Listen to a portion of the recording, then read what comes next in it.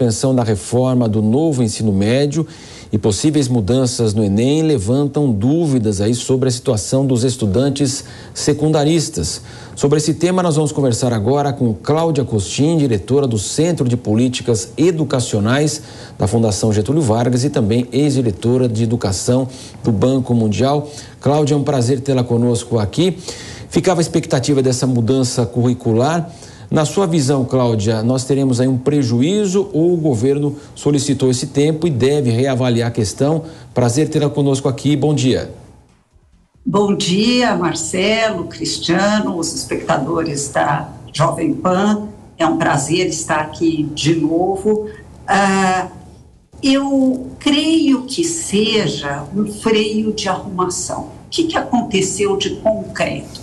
Nós tínhamos um ensino médio com 4 horas de aula e 13 matérias incluídas dentro dessas 4 horas de aula, o que na prática acabava sendo, né, um verniz de cada área. E olhando para esse antigo ensino médio, nós tínhamos uma avaliação no índice de qualidade que o Brasil criou muito ruim, 3,5 nos últimos anos, né, até o 2019, muito baixo, numa escala de 0 a 10, 3,5. Então, tudo isso para dizer que, de fato, precisávamos avançar para fazer o que os outros países fazem, que é ter de 7 a 9 horas de aula e no máximo, né, olhando para os 40 primeiros colocados de uma avaliação internacional que a OCDE estabelece, eles tinham no máximo 8 matérias e os alunos escolhiam áreas de aprofundamento. Nós estamos muito mal colocados nesse ranking da OCDE justamente por essa insuficiência de aprendizagem. Ao longo dos últimos anos, vínhamos caminhando na direção de um novo ensino médio. Ele foi finalmente aprovado em 2017 para implementação, por conta da pandemia, começar em 2021.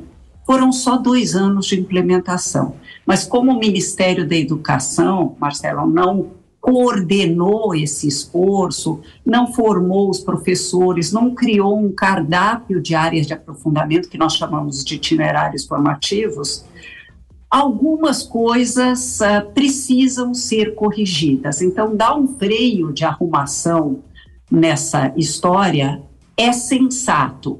O que não seria sensato, a meu ver, seria voltar a ter aquele ensino médio, ou seja, mandar embora a criança junto com a água do banho.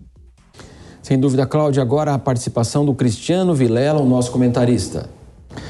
Olá, professora Cláudia Costin, bom dia, satisfação falar com a senhora. Professora, a senhora entende que o governo, o novo ministro da Educação, pelas sinalizações já dadas, que ele fará alguns ajustes pontuais nesse novo ensino médio, ou que será feito realmente algum tipo de reestruturação mais efetiva, no sentido de fazer com que as mudanças implementadas em 2017, 2018, elas acabem sendo totalmente transformadas? Qual que é a sua visão? Olha, pelas declarações dele, a minha impressão é que ele vai fazer algumas mudanças pontuais, porém importantes. Porque o que não se fez nesses últimos anos foi explicar com mais clareza para as redes de ensino o que podem ser esses itinerários formativos, formar os professores para que isso aconteça. O que são as 1.800 horas em que o aluno tem que ser exposto ao conjunto de conteúdos antes de fazer a sua escolha de área de aperfeiçoamento, que é como acontece nos outros países. Então, alguns ajustes precisam fazer. Mas, repito, não podemos jogar a criança junto com a água do banho.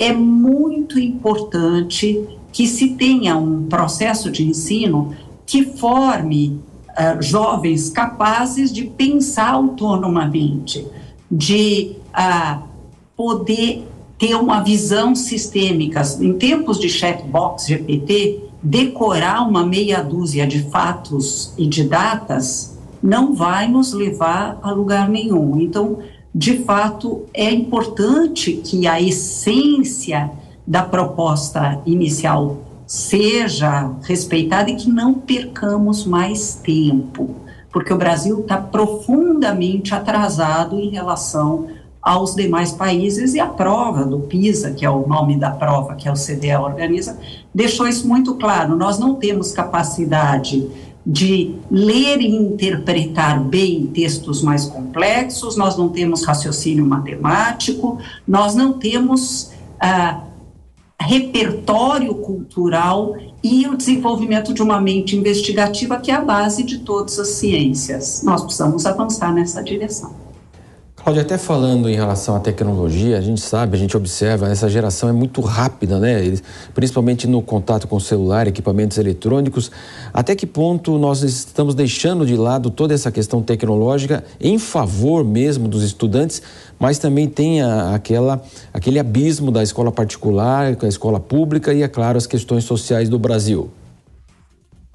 Olha, há um projeto de lei da então senadora Ângela Amin, que foi aprovado no final do ano passado e foi aprovado pelas duas casas legislativas e depois foi sancionado no começo desse ano, que fala da educação digital.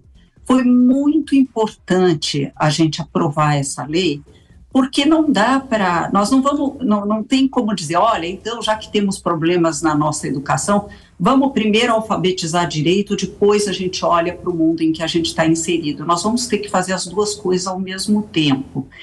E para isso a conectividade não só das escolas, mas das residências vai ser importante, e não só conectividade para fins administrativos, para o próprio processo de ensino.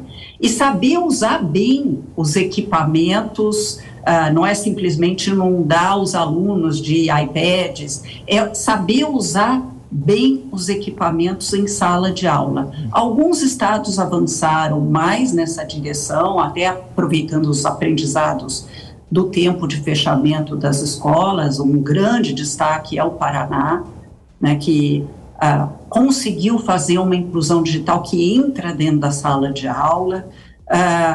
Outros estados conseguiram dar passos importantes nessa direção, mas é importante que os professores sejam preparados para uma forma de ensinar que incorpore essas ferramentas, né? Cláudia Costin, foi um grande prazer recebê-la aqui no Jornal da Manhã, segunda edição. Claro, Cláudia, vamos continuar acompanhando, como você disse, esse período aí de readequação e depois debater como é que vai ficar essa história, muito importante, extremamente importante para o país.